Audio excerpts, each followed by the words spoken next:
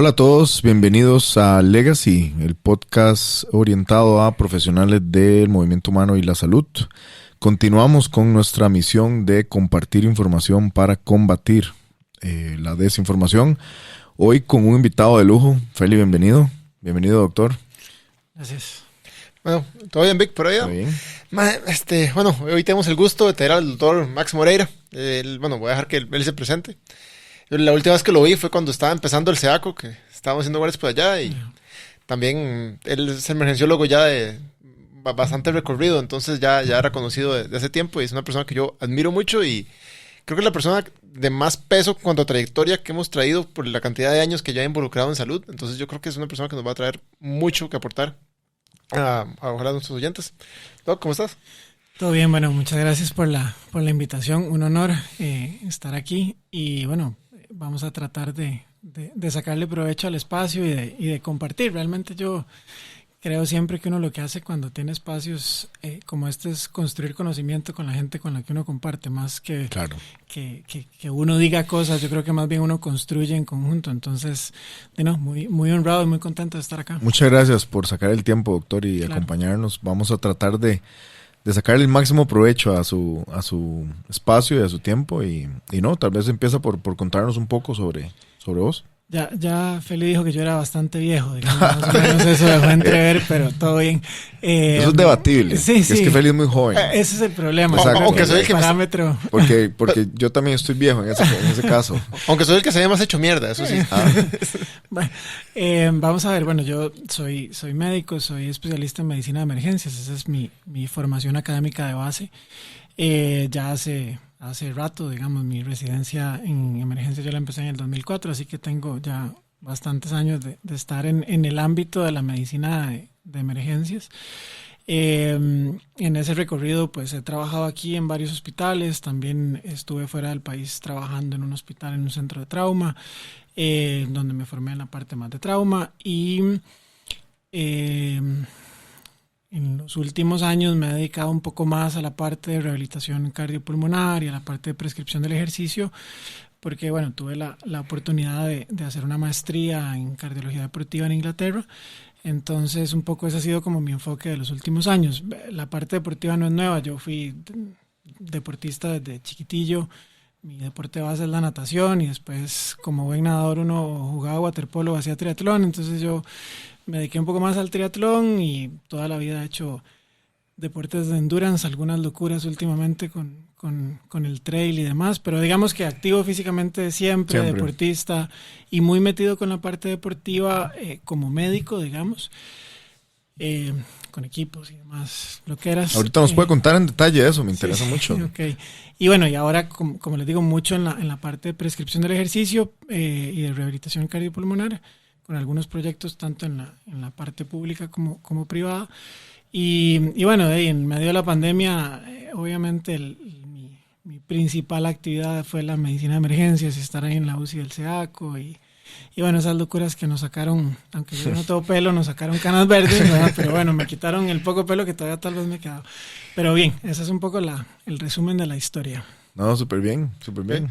No, perfecto, Doc. Yo creo que parte de lo que hice a propósito fue que yo no dije nada, Víctor, sobre vos antes de este episodio, porque quería que lo descubriera en el camino. Entonces, bueno, sobre tu formación en Inglaterra, si no me equivoco, también trabajaste con algunos de los equipos de fútbol de por allá, ¿verdad?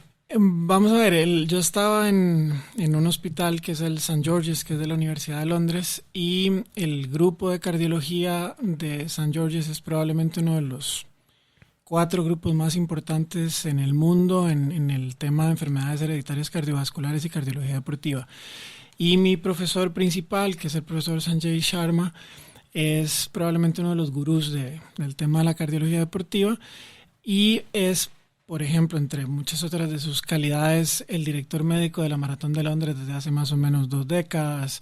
Es el médico principal o el director, digamos, de todo el escenario médico de la Premier League y de la Premiership de rugby. Entonces, digamos que nosotros evaluábamos a una buena parte de los equipos de la Premiership de rugby, de la Premier League inglesa, entre esos el Tottenham, porque bueno, además mi profesor es fan del Tottenham, socio, entonces uno llegaba ahí como si fuera Pedro por su casa.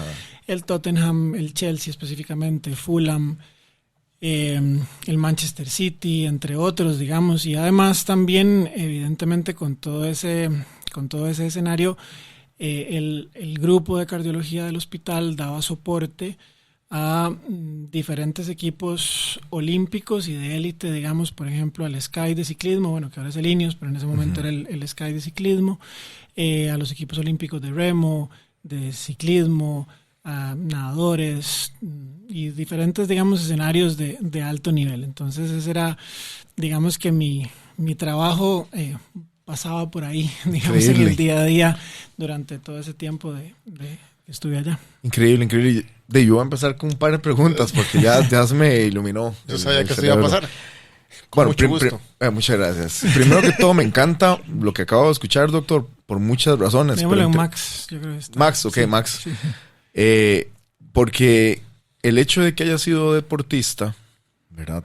Una vida físicamente activa toda tu vida, y aparte de eso, con una formación médica, una formación en ciencias médicas amplia,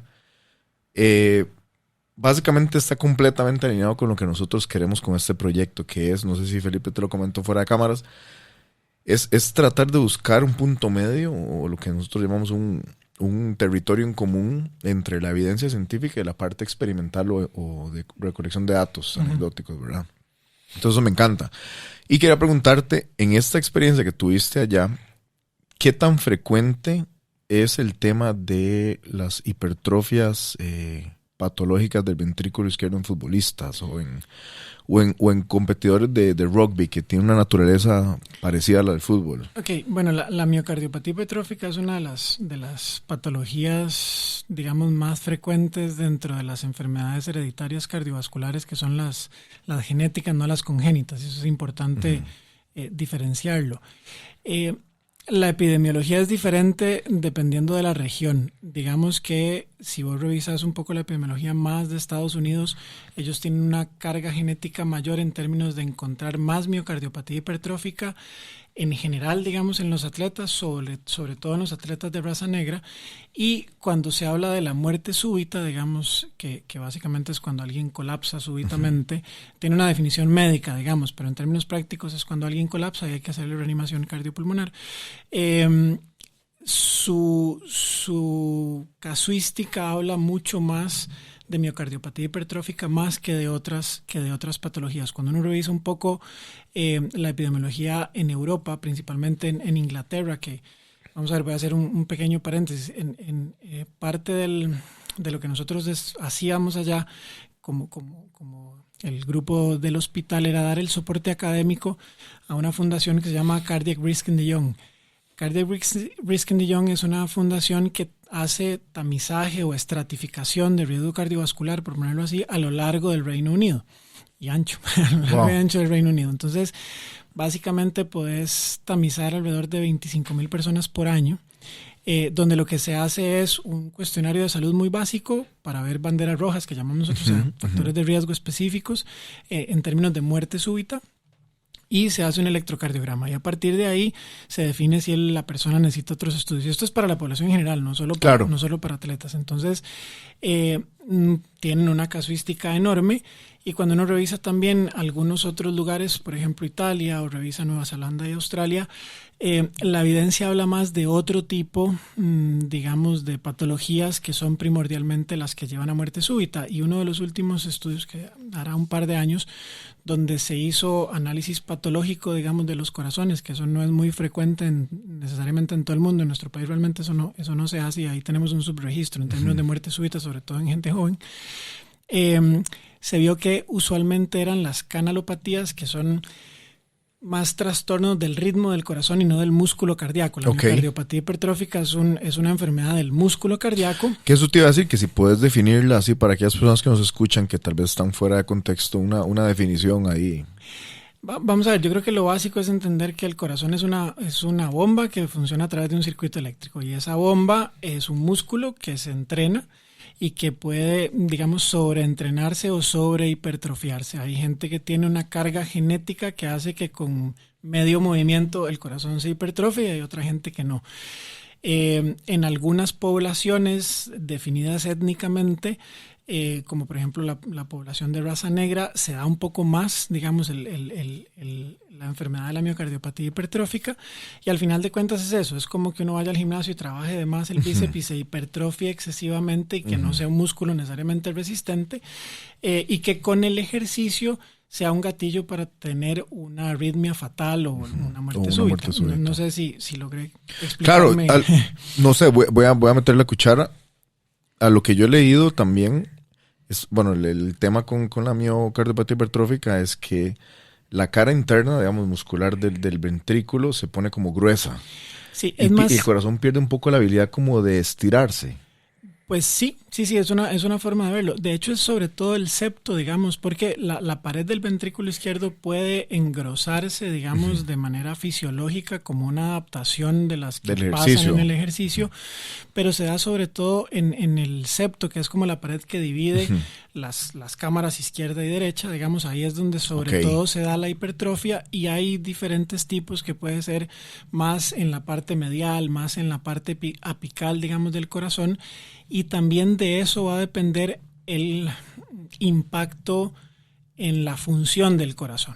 Entonces, depende de dónde esté, qué tan grande sea, y esa localización anatómica impacta más a la hora que se genera esa función de bomba, que con el ejercicio obviamente aumenta la necesidad de esa función de bomba, y puede llegar un momento donde justamente no funciona bien porque la pared es muy gruesa, entonces no se mueva lo que se tiene que mover. A la hora de llenarse, tal vez ya no puede llenarse tanto y se enfoca más en bombear. Y de repente eso puede ser un gatillo para una arritmia fatal. De repente puede ser medio complejo, pero podemos irlo desglosando un poco más.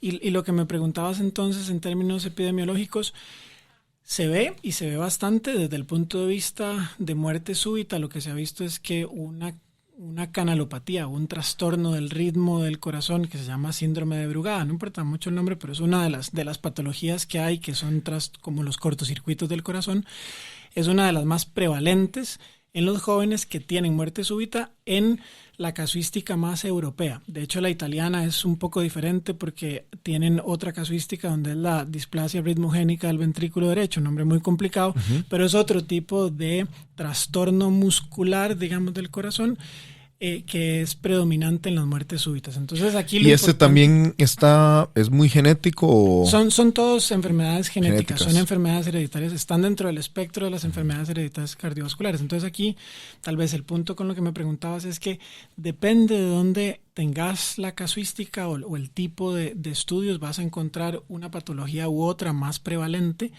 y lo que encontramos en Inglaterra es que sí había un número importante, pero que también dependía, que ese es otro de los grandes, tal vez el siguiente paso después de definir que alguien tiene un diagnóstico de eso, es bueno, puede hacer ejercicio o no puede hacer ejercicio. Entonces yo te lo resumo en que nosotros teníamos, al menos de los que yo veía usualmente, porque ya eran pacientes del grupo, digamos, donde yo estaba, 5 o 6 futbolistas de la Premier League, algunos que jugaban en sus selecciones de sus países, o sea, jugando al más alto nivel posible, que tenían un diagnóstico de miocardiopatía hipertrófica. Lo que pasa es que las características de su patología hacían que pudiesen jugar sin mayor riesgo, y esto podemos discutirlo luego, pero además también aquí nada más tiro en la mesa un concepto que luego podemos ver, que en todos esos escenarios una de las cosas que uno hace es obviamente hacer un montón de estudios diagnósticos para definir el riesgo del atleta y hacer una decisión informada. Es decir, esto es lo que tenemos, esto es lo que dice la evidencia, usted es futbolista de élite, usted quiere seguir jugando, su equipo tiene que tener estas y estas cosas porque usted puede colapsar y hacer muerte súbita. Si está todo el mundo de acuerdo, usted está grande y puede tomar la decisión. Sigue jugando. Entonces ese es el concepto de decisión informada que es importante en el escenario, digamos, de las enfermedades hereditarias cardiovasculares, sobre todo en los deportistas de alto nivel. Pero no sé si contesté. Claro. Entonces estamos hablando, vos dijiste 6, 7 personas, ¿de cuánta muestra que evaluaron, digamos? Bueno, esos eran ya diagnosticados específicamente, no. Pero entonces este tipo de cardiopatías, bueno, ya lo dijiste, son principalmente genéticas. ¿Es difícil desarrollarlas con ejercicio? No, justamente, vamos a ver, es una muy buena pregunta. Lo que hay es una carga genética yo no soy experto en la parte genética, pero hay un concepto importante dentro de la genética que es la penetrancia, es decir, qué tan evidente es ese trastorno genético que uno tiene. Puede ser poquito, puede ser mucho, así de básico como se oye, pero ese es el concepto. Entonces, en algunos de los trastornos genéticos, el impacto del ejercicio, sobre todo cuando se genera en algunas que son del músculo cardíaco y que lo que generan son trastornos del ritmo por un problema del músculo cardíaco, el ejercicio, la intensidad del ejercicio y el largo tiempo del ejercicio, hay una gran discusión académica con respecto a que eso puede modificar, digamos, y ser el gatillo para esa predisposición genética. Okay. Que de repente si esa persona no fuera un maratonista, no desarrolla el trastorno del ritmo porque no tiene esa carga, digamos, de trabajo del endurance y de los boots de intensidad para el entrenamiento de una maratón olímpica. Si fuera alguien que hace actividad física normal y que hace una vida normal, es posible que no desarrolle evidentemente la arritmia. Por ejemplo, en la miocardiopatía hipertrófica lo que pasa es que, digamos, en el alto nivel del fútbol o de los deportistas de élite olímpicos, por ejemplo, uno, digamos, en el fútbol que tal vez es el más evidente en la Premier League, usualmente después de los 16 años ya firman un contrato con el equipo con el que están. Antes no. Después de los 16 años sí o sí se les hace un electrocardiograma y un ecocardiograma, que es un ultrasonido del corazón, cada año. Y de ahí se ve si necesitan otro tipo de estudios.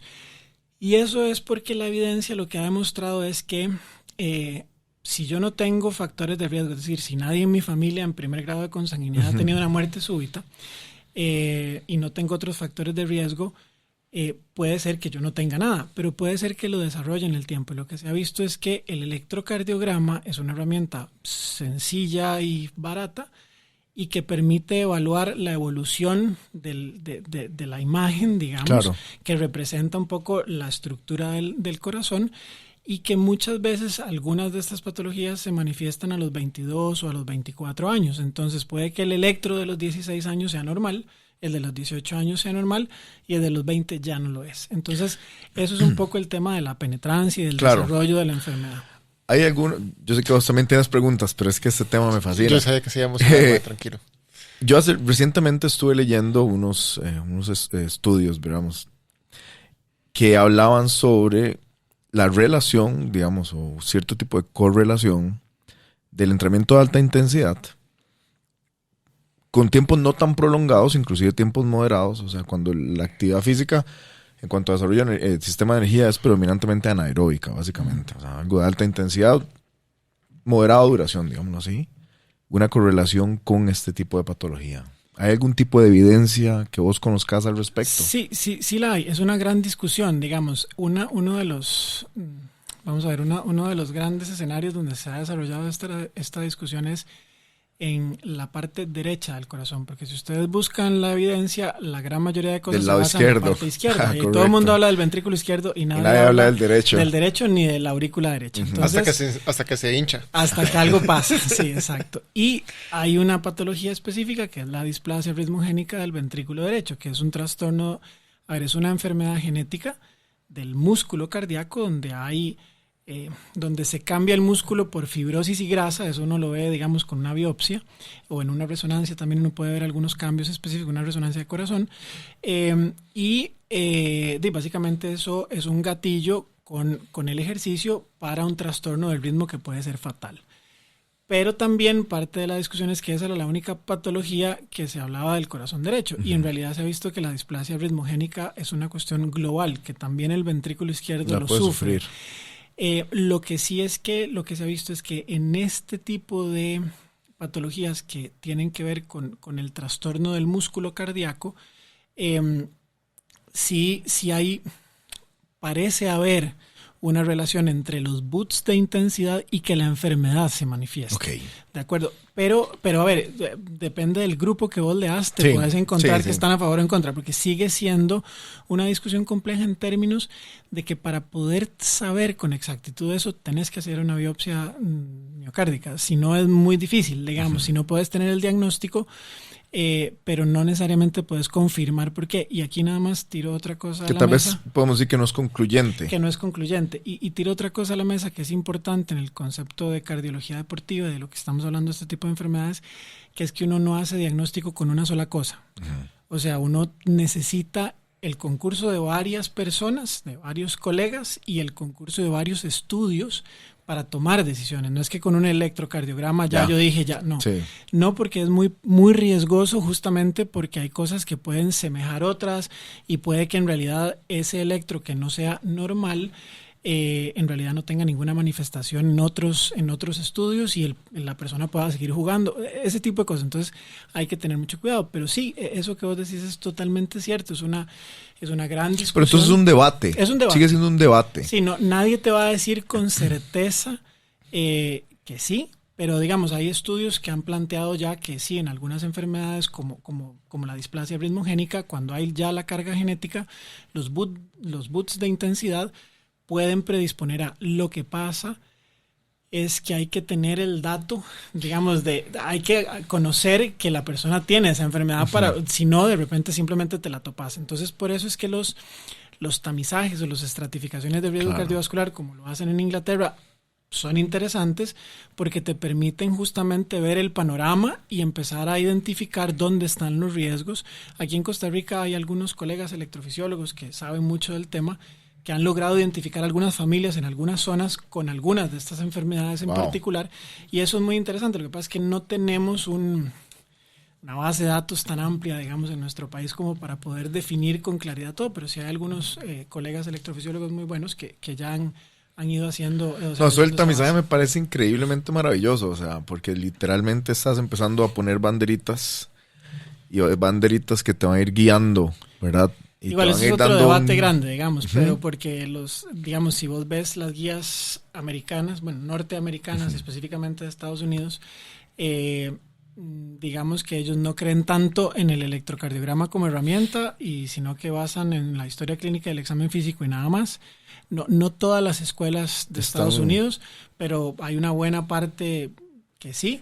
Y en Europa vos hablas con los italianos y sí o sí hacen un electrocardiograma, y hablas con los británicos y sí o sí hacen un electrocardiograma. Entonces es interesante, el tema es interesante. Hay que contextualizar e individualizar los casos. Me encanta. Lo que digamos, ahorita, pues por supuesto, casi que todo esto Costa Rica está en pañales prácticamente, y no creo que sean todos los equipos ni las organizaciones deportivas que hacen tamizaje.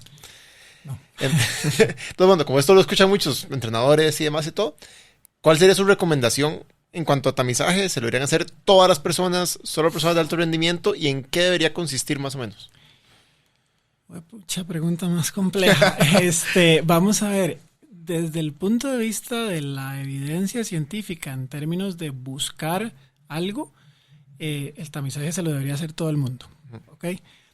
Ahora, es un tema también de costo-efectividad, en términos de, yo le hago todo esto a todo el mundo, ¿para qué? Digamos, ¿cuál va a ser el resultado? Entonces, en términos de población en general, uno puede, digamos, tener esa duda de si vale la pena o no, aunque todos tenemos acceso, digamos, a un servicio de salud y podríamos tener acceso a un electrocardiograma. El tema es cómo se interpreta ese electrocardiograma. En Inglaterra, por ejemplo, en el Reino Unido, la gran mayoría de los médicos generales, digamos, la medicina general casi que es otra especialidad, digamos, en Inglaterra, es otro concepto, digamos, vos terminás la universidad y después te convertís en general practitioner, ¿verdad? No es, no es como acá. La medicina general es un invento medio tico. Sí, entonces es otro escenario, pero la gran mayoría de ellos tienen además en muchos lugares maestrías en la parte de medicina del deporte y demás, entonces parte de su formación pasa por los centros como el que yo estaba, digamos, donde rotan con los que estábamos ahí específicamente en eso, para aprender de la parte de cardiología deportiva. Entonces, de repente ahí vale la pena el tamizaje, digamos, porque tenés a alguien que lo sabe interpretar, porque si no se convierte en un arma de doble filo. Los electrocardiogramas, tal vez para la gente que no conoce, simplemente es un papelito con un montón de rayas, pero además muchos traen una leyenda que interpreta lo que aparentemente sale ahí.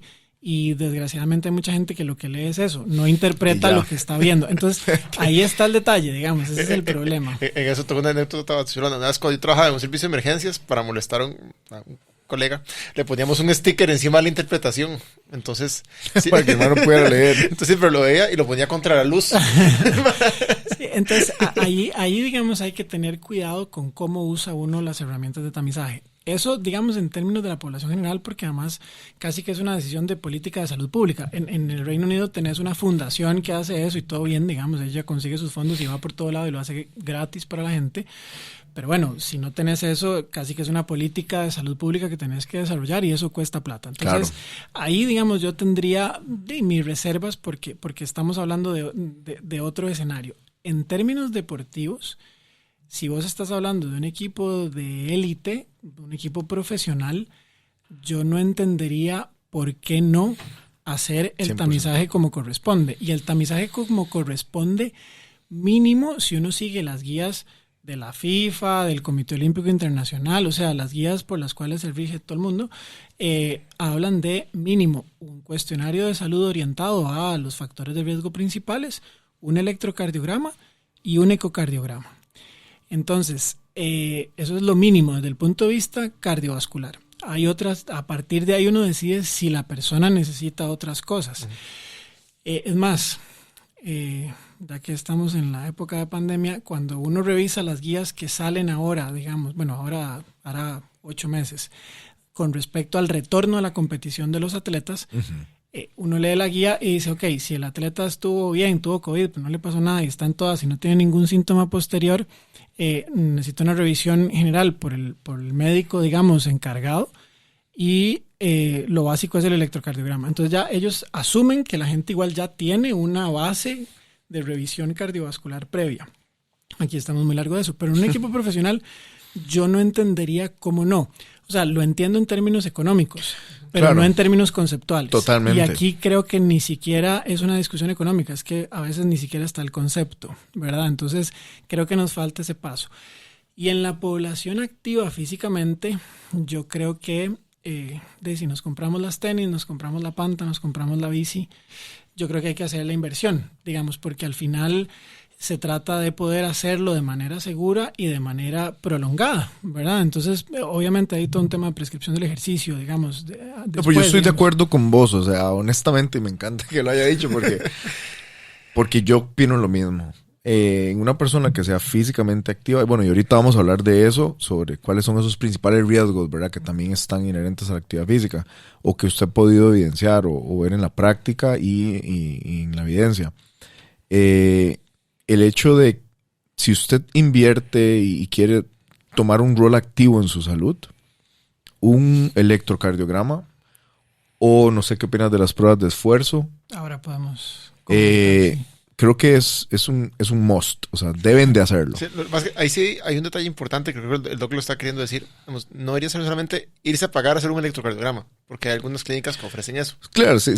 Sino una consulta con alguien capacitado para interpretarlo de la manera adecuada. Y desde lo que me decías ahora, desde el punto de vista básico, yo creo que lo mínimo que se debería hacer en cualquier equipo deportivo es una historia clínica orientada a las banderas rojas, como les decía ahora, y un electrocardiograma adecuadamente interpretado. Eso es lo mínimo para poder tomar decisiones. Obviamente, ningún tamizaje tiene un 100% de certeza, eso es evidente, pero por lo menos da algún margen de maniobra. De nada a algo es mejor algo. Total, digamos. Entonces yo creo que en ese sentido a mí no me cabe en la duda, digamos, porque la evidencia en eso es bastante contundente. Vamos a ver, si uno se va, por ejemplo, a los estudios italianos donde ellos bajaron la mortalidad en prácticamente un 99% de su población deportiva con una patología específica, solo con hacer el tamizaje, porque ellos decidían sacarlos de la actividad deportiva competitiva, solo con el tamizaje hecho por el electrocardiograma, significa que impacta. Claro. Tal vez es una población muy particular, sí, y la discusión acerca de esa evidencia es eso, que es una población muy particular, pero tuvo un impacto. Entonces yo creo que un electrocardiograma ya no es una cosa del otro mundo, no es ciencia de cohetes y es fácil de poder... O sea, de poder obtenerlo. Es no accesible. necesariamente poder interpretarlo, pero de poder obtenerlo. Y bueno, y a ver, es difícil que en un gimnasio, que en una piscina o que, ¿verdad?, en una cancha de fútbol 5 se vayan a poner a pedirle, digamos, un código QR con el electrocardiograma, digamos, pero bueno, para meterle un poco de polémica al tema. Pero no, o sea, es difícil, digamos, exigir eso, pero yo creo que hay una responsabilidad también, claro, digamos, del escenario donde la gente va a practicar deporte, que además tiene que tener las condiciones para reanimar a alguien que colapsa, digamos, ese es otro tema, pero bueno, de sugerirle al menos a la gente que va a hacer actividad física y de poner en sus cláusulas de usted debería tener algo mínimo. Usualmente la gente cuando algo pasa es donde se preocupa, ¿verdad? Pero en mi caso, vamos, yo como propietario también de un gimnasio, para mí la historia clínica es fundamental y ahí usted también empieza a ver. Obviamente usted está esperando que la persona que está llenando el historial clínico sea honesta y transparente, ¿verdad? Porque si ponen que no tiene nada y si tiene algo, tuvo 3 infartos. O algún factor hereditario, para claro, su papá tuvo 7 infartos, ¿verdad? Una cosa así. Ya ahí te da como un indicador también de cómo guiar a esa persona, ¿verdad? Claro. De forma más responsable también. Pero sí. Yendo por esa línea, digamos, normalmente si uno le dice a alguien, ok, venga para hacerle un electrocardiograma o lo que sea, hay una gran parte de la población que no va a querer hacerlo porque dicen, van a decir que no puedo hacer ejercicio o que no puedo hacer tal cosa. Eso ya lo hemos hablado un poco fuera de cámaras, como la mentalidad de la medicina debería haber ido cambiando, como para el punto de que no más como que nada más le voy a decir, ok, no haga nada. Ok, claro, sí. Vamos a ver, yo creo que nosotros en la medicina, en nuestra formación como médicos, hay varios errores, muchos.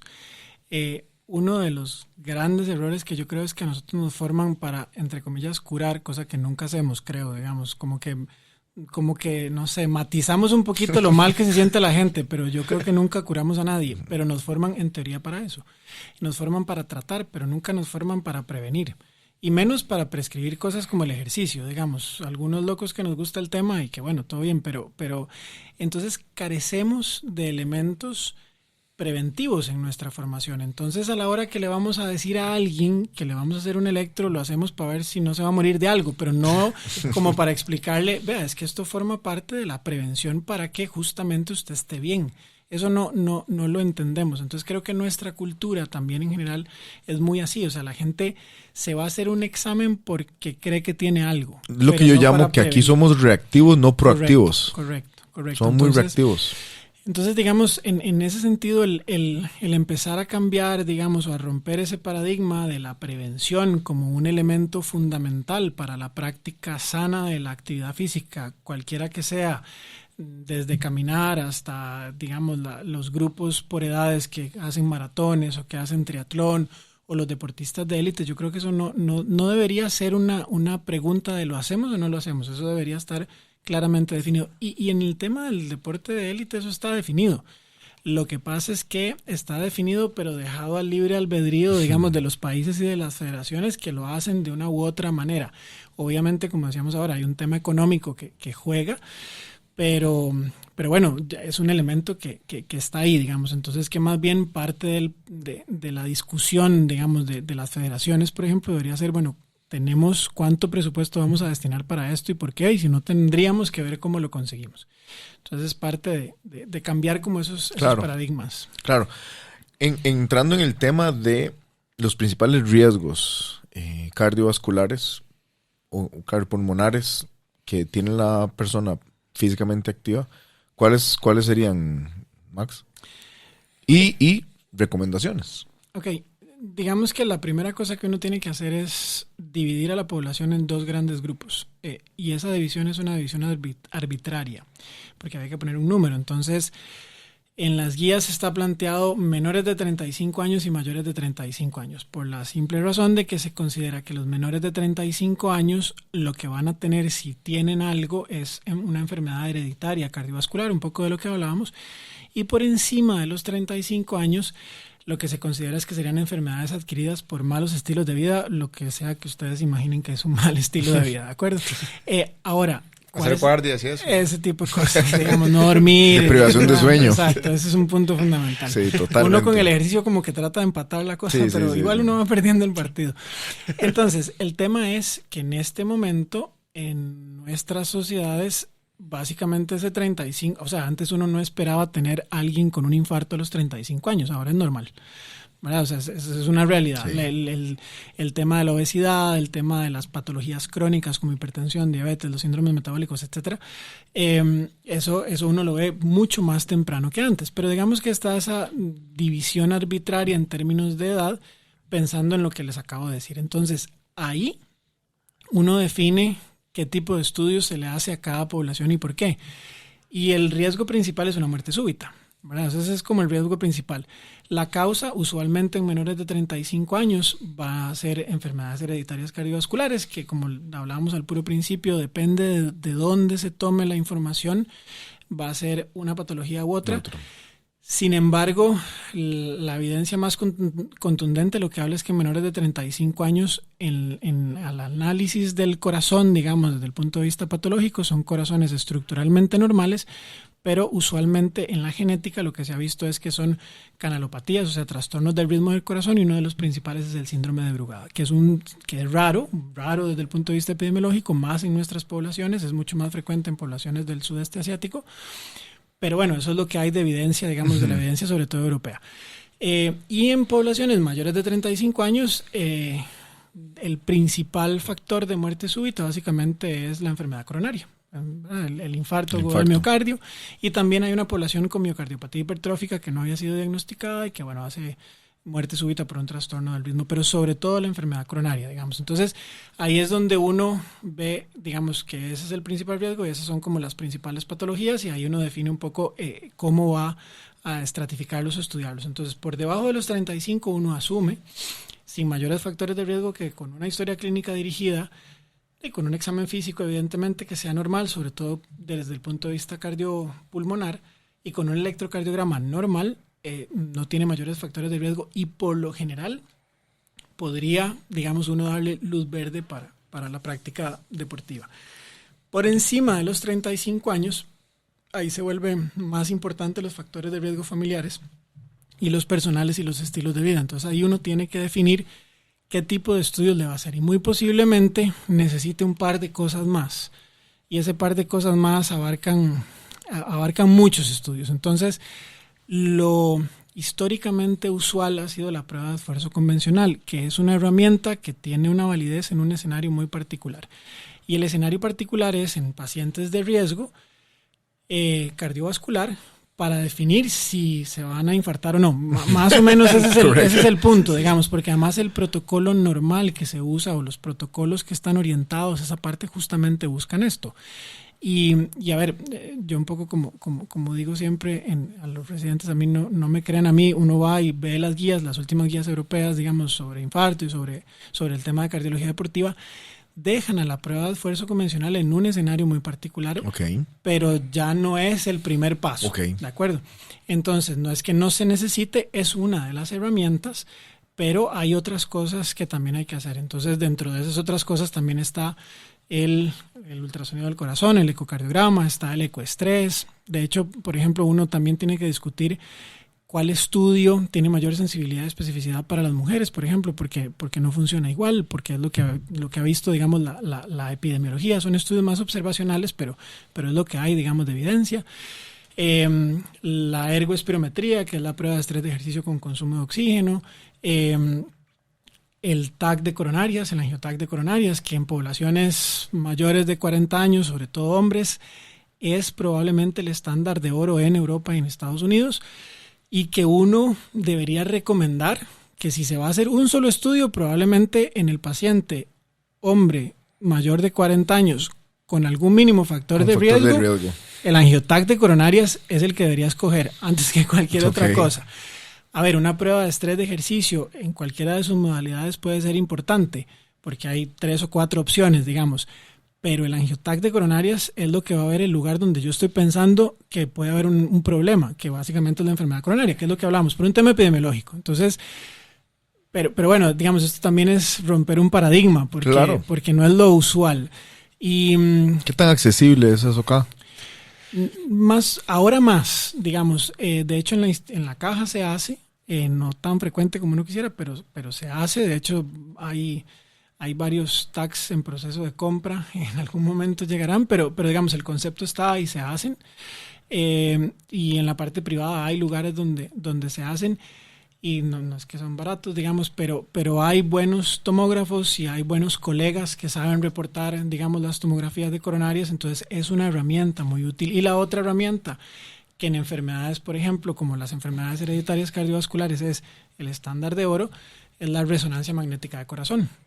Muy bien. Que todavía, digamos, hay varios colegas aquí también muy buenos formados en Europa que son expertos, digamos, en resonancia magnética de corazón, y principalmente pues se hacen estudios en la parte privada, digamos, pero bueno, la caja también tiene un resonador y están en el proceso, digamos, de que eso se consolide también dentro de la institución. Entonces, estamos un poco en pañales en algunas cosas, pero existen los recursos, claro, y existe la gente entrenada para eso. Claro, digamos. claro. Eso también es importante tenerlo en cuenta. Entonces, aquí el punto es que no es tan fácil como mandar una prueba y decir, listo, dale viaje. ¿Verdad? No es tan sencillo. Hay que contextualizar. Entonces, quizás la primera recomendación, perdón que lo interrumpa, sería esa. Si se determina que hay ciertos factores de riesgo, sos mayor de 40 años, quizás destinar un buen tiempo o presupuesto de forma responsable para ejecutar todas estas pruebas. Sí, claro. Por ahí empezaría tal vez... Esa palabra clave, no todas. Las necesarias, digamos, claro. Okay. Orientadamente, porque a veces de repente vos tenés un paciente al que necesitas hacerle una cosa y hay otro que necesitas hacerle 4 o 5 y después repetirle alguna porque... Claro. Entonces, yo creo que lo que hay que hacer es agarrar decir, digamos, la recomendación sería, se necesita que uno tenga un tamizaje de riesgo cardiovascular para poder orientar cuáles son los estudios de acuerdo a sus riesgos y a partir de ahí definir que usted no tiene riesgo para practicar cualquier actividad física. Claro. Eso es algo por lo que yo creo que sí es importante que las personas no busquen de verdad directamente las pruebas, sino como que consulten con alguien que se las indique, porque por lo menos en la caja nos obliga más a pedir solo lo necesario, pero en la formación de muchísimos médicos de Costa Rica ya está muy claro el pedir lo necesario y no todo, porque si está pidiendo algo que no ocupa, más bien puede confundirlo, puede enredarlo o puede llevar a más problemas o encontrar cosas que no va a saber cómo interpretar. Entonces, antes de que una persona se vaya a hacer exámenes a lo loco, es mejor que vaya, consulte con alguien que le diga más o menos qué hacerse y después de ir partiendo de un punto más guiado y no tanto nada más por hacerse todo para saber todo. Claro, eso es un tema muy, muy importante, creo yo, porque, bueno, todos sabemos, las enfermedades cardiovasculares creo que están entre el top 3 de las oncológicas que más mata personas al año. No sé cuál es la incidencia en Costa Rica, honestamente, pero yo sigue sé siendo entre, digamos, del top 3 con enfermedades oncológicas, que había sido la primera, digamos, en los últimos años, y con accidentes de tránsito, digamos, siguen siendo como, bueno, y el COVID que después pasó a ser... Hubo meses el año pasado que COVID se coló ahí en el top 3. Pero digamos, son de las patologías más prevalentes, digamos. Tenemos una epidemiología de primer mundo. Exacto. Entonces, partiendo de ese hecho, ¿verdad? Que sigue estando en el top 3 y... Más compartidos como los de ayer, porque... No lo vi yo. ¿No lo vi? No. Yo nunca veo la serie y sí vale la pena. ¿Y cómo se llama? Entonces, hay una alta probabilidad, aquellos que nos escuchan, digamos, que están en el ámbito del deporte o la actividad física, gimnasios o algún tipo de deporte de resistencia, bueno, obviamente una persona que llega a un gimnasio es porque ya está tomando un rol activo, ¿verdad? Contra eso. Pero hay muchos de ellos que quizás vengan con factores, ¿verdad? Con predisposiciones y no sepamos, y quizás la forma de prescribir el ejercicio no sea la adecuada. Y eso me lleva a una pregunta. ¿Tenés alguna recomendación? Algo que nos pueda guiar en cuanto a prescripción del ejercicio? No sé, algo muy general puede ser, o si quieres hacerlo específico no importa, tanto en deportes colectivos como en gimnasios. ¿Algún tipo de guía, recomendación en cuanto a prescripción del ejercicio, ya una vez que se ha determinado que una persona tiene riesgo cardiovascular? Solo preguntas complejas aquí. Tenemos que sacarle provecho. No, vamos a ver, si entiendo por dónde vas. Yo creo que, a ver, el concepto sería, digamos, planteándolo desde que ya tiene algún factor de riesgo cardiovascular. Correcto.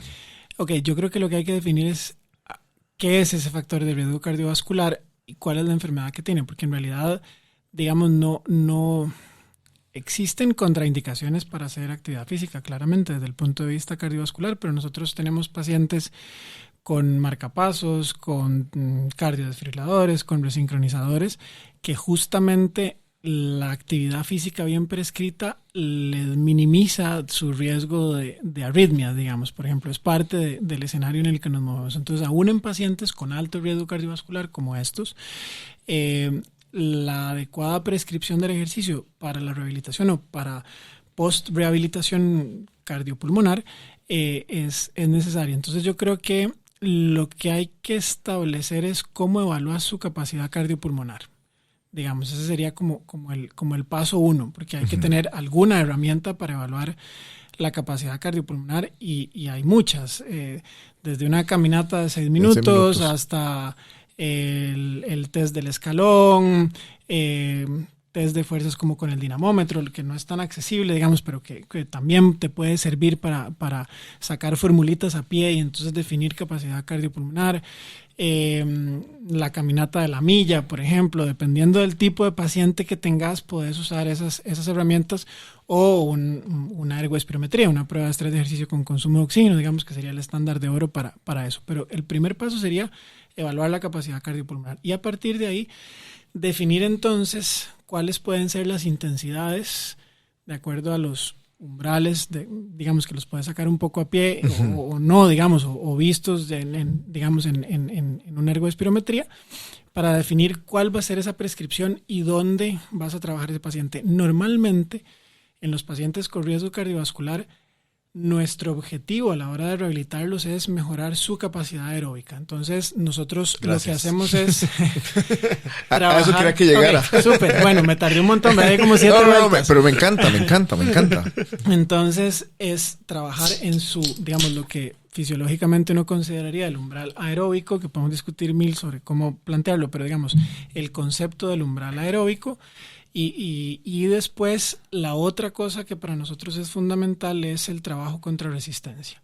¿Por qué el trabajo contra resistencia? Porque, a ver, si estamos hablando de pacientes de alto riesgo cardiovascular, son pacientes que están muy desacondicionados. Entonces, una de las cosas que uno ve es que son pacientes que metabólicamente, rápidamente están en un metabolismo predominantemente anaeróbico.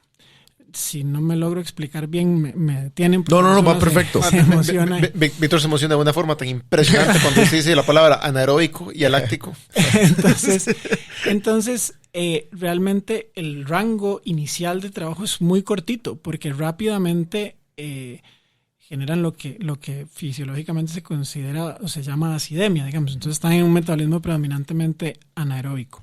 Entonces el trabajo contra resistencia permite básicamente generar más mitocondrias y, o sea, que es la célula básicamente que nos ayuda a movernos de una u otra manera, digamos. Víctor ama la mitocondria. Entonces, Entonces es música para mis oídos. Entonces, y además también nos ayuda a mejorar el consumo de oxígeno periférico, que es uno de los elementos fundamentales, digamos, en los pacientes de riesgo, en los pacientes con enfermedades como, por ejemplo, hipertensión pulmonar o en los pacientes post-COVID, que ahora vemos muchísimo, digamos, estamos llenos de pacientes en rehabilitación post-COVID, y uno de los elementos que más trabajamos nosotros para mejorar la parte periférica justamente es el trabajo contra resistencia. Entonces, esas serían las dos recomendaciones, tal vez, digamos, aunque claramente ese no es mi campo, digamos, yo hago la evaluación médica y le dejo, digamos, a los profesionales que saben de eso, pero sería el trabajo más en la parte anaeróbica y el trabajo contra resistencia siempre en el escenario aeróbico, digamos, del paciente. Ese sería el primer proceso y después probablemente de unas 6-8 semanas uno puede reevaluar para definir si puede hacer otro tipo de cosas. No, súper bien. Es que me encanta porque yo discuto mucho en cuanto a los abordajes más populares actualmente de preparación física para población general o inclusive para atletas. Yo tengo la oportunidad de trabajar con futbolistas. Bueno, yo estuve trabajando con el Saprissa un tiempo, ahí como consultor.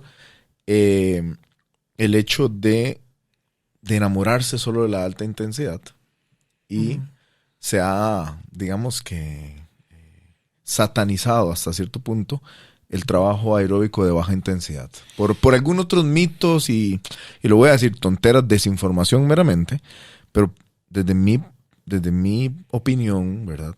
Que obviamente tal vez no es tan amplia desde un punto de vista médico como la de ustedes, pero sí como preparador físico, el trabajo aeróbico es fundamental y es vital para temas de longevidad, inclusive para temas de rendimiento.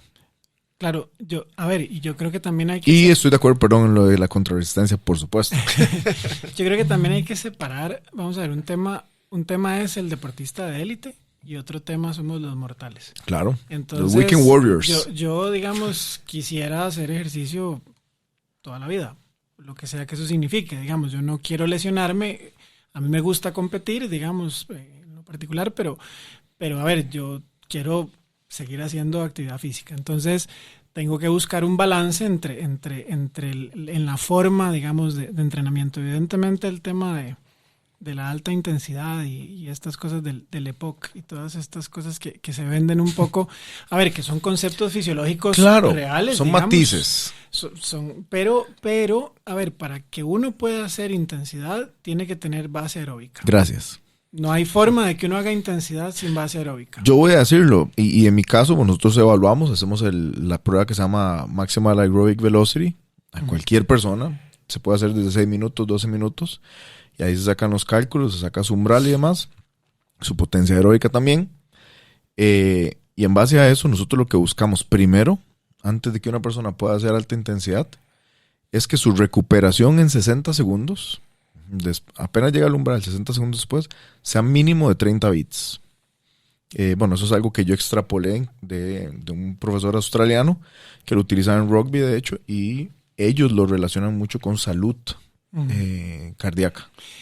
Bueno, y lo otro es también definir la alta intensidad, digamos, porque una cosa es, y aquí tal vez voy a decir un término más técnico, pero uno puede trabajar intensidad entre el umbral anaeróbico y el punto de compensación respiratoria, que es un concepto muy, muy técnico, fisiológico, que es, digamos, por encima del 80-85%, pero por debajo del 100%, digamos, y uno puede trabajar a alta intensidad por encima del 100% hasta el 120-130%. Entonces, los escenarios de intensidad también son distintos, ¿verdad? Completamente. Entonces, esa es otra cosa que a veces como que es una nebulosa y que todo está como metido en el mismo saco. Yo pongo un ejemplo práctico y es de Kipchoge, el maratonista, digamos, que todo el mundo sabe quién es, o casi, digamos, es poco probable que uno no sepa, aunque a uno no le guste el maratón, digamos, pero bueno, cuando uno lee un poco, básicamente, no sé, 3 de sus entrenamientos por semana son corriendo a 5 minutos el kilómetro. Una persona que corre una maratón en 2:40,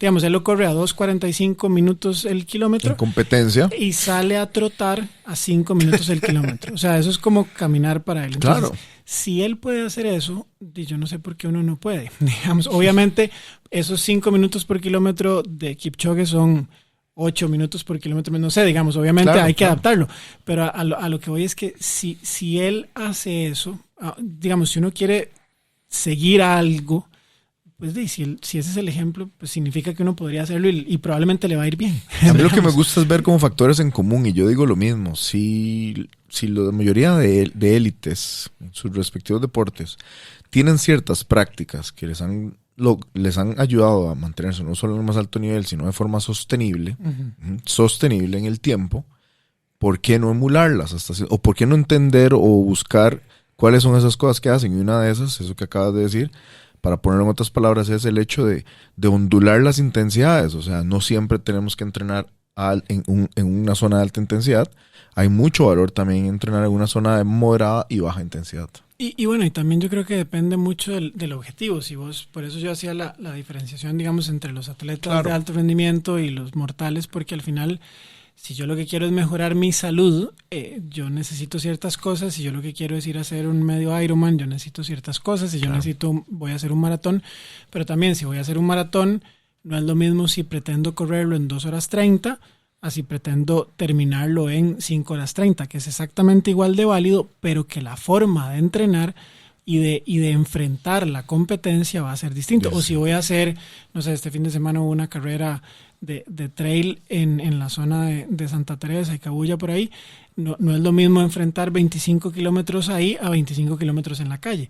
Entonces, va a depender muchísimo, digamos, de eso, y ahí tal vez es donde, dentro del concepto que me preguntabas de prescripción, otro de los elementos fundamentales es individualizar las características de la persona y los objetivos de la Claro. persona, porque no existe o sea, el plan de internet de lo que sea es complejo porque no necesariamente se adapta no solo a mis capacidades cardiopulmonares, porque nadie me ha evaluado, sino que no necesariamente se adapta a las condiciones musculares y metabólicas que tengo para poder cumplir, digamos, ese tipo de cosas. Entonces, ahí es también donde hay que tener un poquillo de cuidado con ese tema. Súper. Yo creo que eso es una parte de una diferenciación importante que la gente tiene que tener, que es con respecto a qué objetivo tiene en la vida, digamos.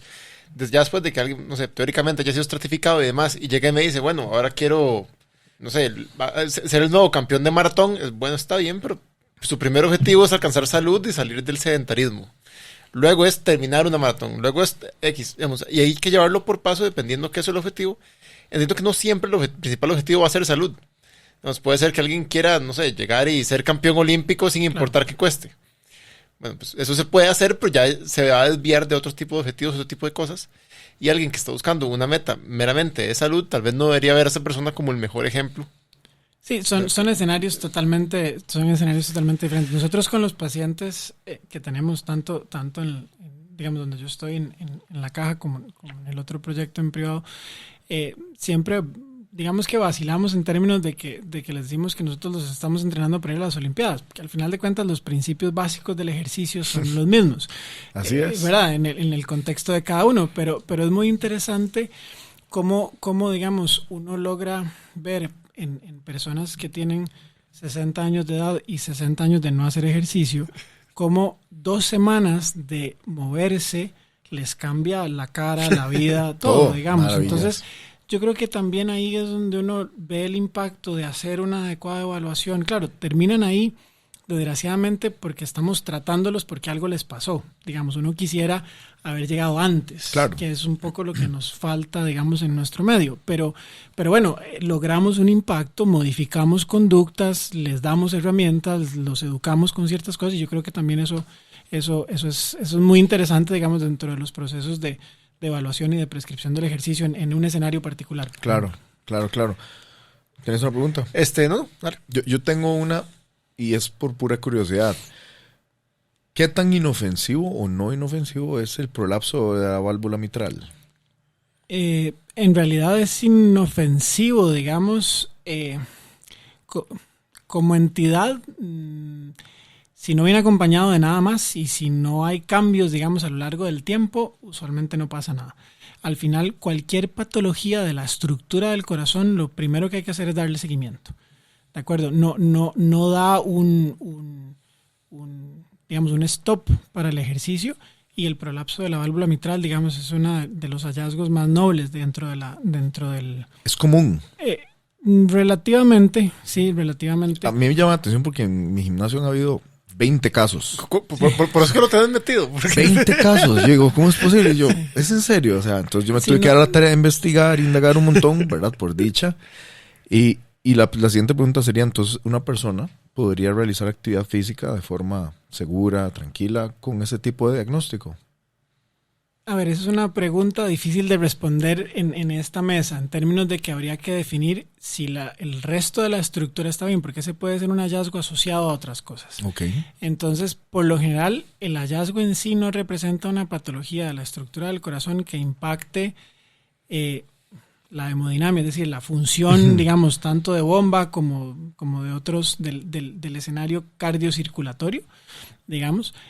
Porque es un tema meramente de la válvula, ¿verdad? Sí, pero por eso te digo, porque digamos, hay escenarios donde vos tenés en otras válvulas lesiones, digamos, una aorta bivalva, por ejemplo, otras cosas que pueden ser más importantes, porque ahí sí hay que darle seguimiento en el tiempo, porque sí puede haber un agrandamiento de la base de la raíz de la aorta y otras cosas que pueden terminar en una cirugía en algún momento de la vida.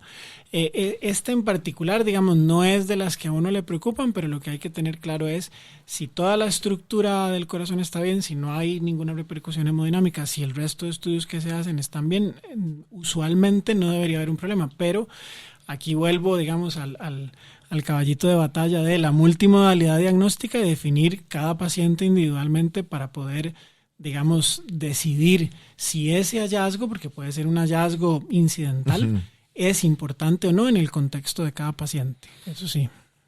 Se podría decir que una vez que ese paciente tenga el visto bueno del médico para hacer actividad física, uno lo puede abordar sin ningún problema. Digamos que con cierta normalidad. No debería haber ningún problema. Por eso yo les ponía el ejemplo hace un rato de estos futbolistas con el diagnóstico de miocardiopatía hipertrófica. Se entrenan a alta intensidad, compiten en el más alto nivel, son seleccionados de sus países. ¿Por qué? Porque hay un seguimiento que dice, ok, dele. Ahora, eso es tal vez lo importante, ese seguimiento. O sea, hay que tener un contexto clínico claro, digamos, de lo que estamos, porque además hay algunas... Pero en población general, qué difícil. Eso es muy complicado. Cuando son atletas, total. En este caso, estos ejemplos que yo he tenido, como le digo, ¿cuáles son las probabilidades de que lleguen tantas personas, ¿verdad?, con el mismo padecimiento? Sí. Lo que pasa es que en tu gimnasio son más responsables y tratan de buscar estas cosas. Entonces, digamos, eso es algo como que tal vez el personal se debería manejar. Por el caso de que algunas personas algún día, si le empieza a doler el pecho, tal vez no lo que yo pude notar empíricamente, o sea, ahí, viéndolos entrenar y observándolos y analizando sus monitores de frecuencia cardíaca, es que no se recuperan tan rápido. Les cuesta más recuperarse. Y indiferentemente que tal vez ya tengan una mejor capacidad aeróbica, pero eso es solo un dato anecdótico. Sí, ahí yo creo que tal vez lo importante es que el tener una patología, digamos, del músculo cardíaco o alguna otra cosa no te limita, o sea, no te imposibilita hacer ejercicio. Posiblemente el hacer ejercicio mejora tu capacidad cardiopulmonar y limita la posibilidad de tener un evento fatal, pero va a depender del tipo de patología y del contexto de cada paciente. El problema es poder definir, ok, ¿cómo le prescribo el ejercicio? Entonces volvemos a lo básico que acabamos de decir. Hay que tener una evaluación de la capacidad cardiopulmonar y ver qué tan desacondicionado está la persona. Por ejemplo, hay una de las enfermedades de los trastornos del ritmo, que es el QT largo, el síndrome de QT largo. El QT es una parte del electrocardiograma. No importa el nombre, pero la cosa es que ese en particular tiene un montón de variantes de genéticas. Hay 3 principales, pero tiene un montón de variantes genéticas.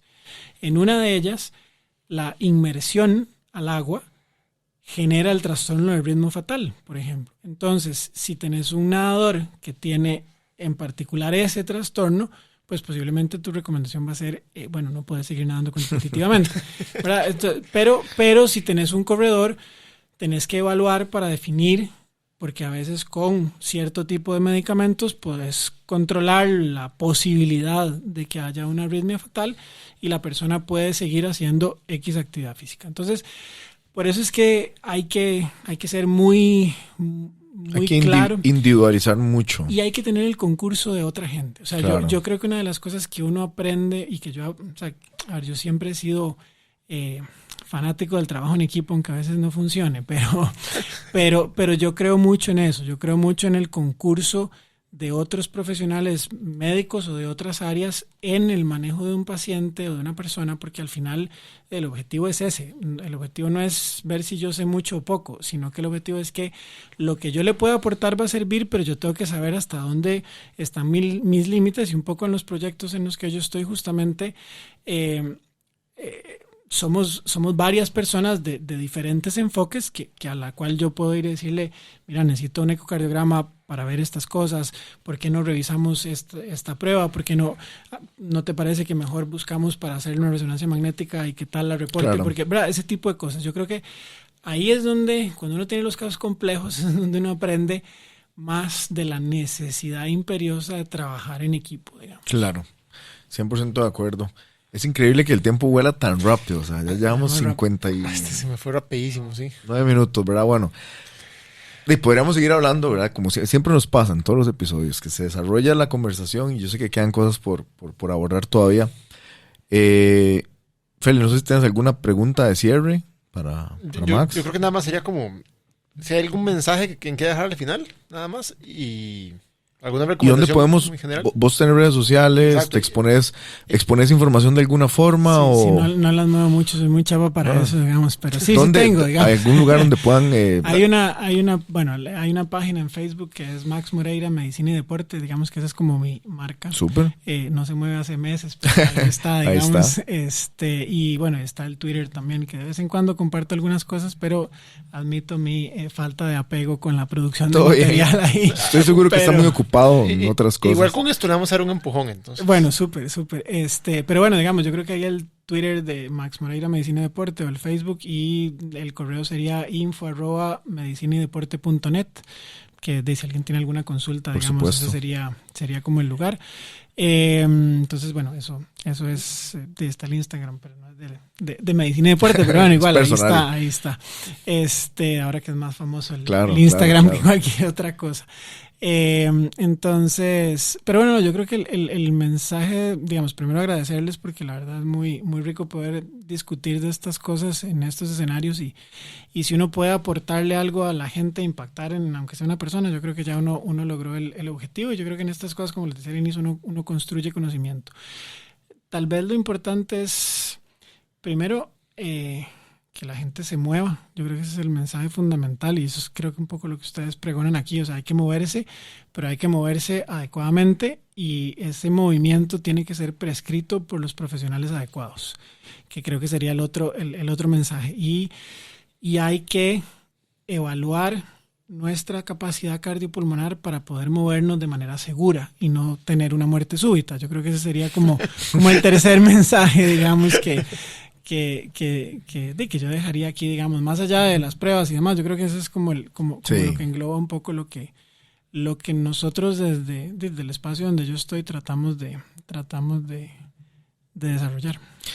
Doctor, personalmente muchísimas gracias, de verdad, como vos lo dijiste, ha sido increíblemente enriquecedor esta conversación. Yo sé que nos puedes aportar un montón de cosas más, pero bueno, en una hora es limitado. Dejamos la puerta abierta para que vuelva a estar con nosotros cuando tenga el gusto y cuando tenga el tiempo también.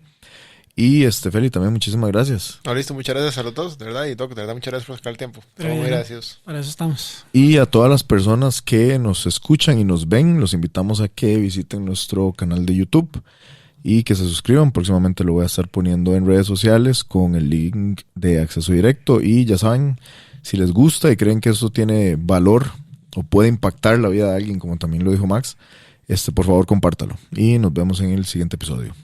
Nos vemos. Pura vida. To the table. Stay strong. Stay strong. To the table. To the table.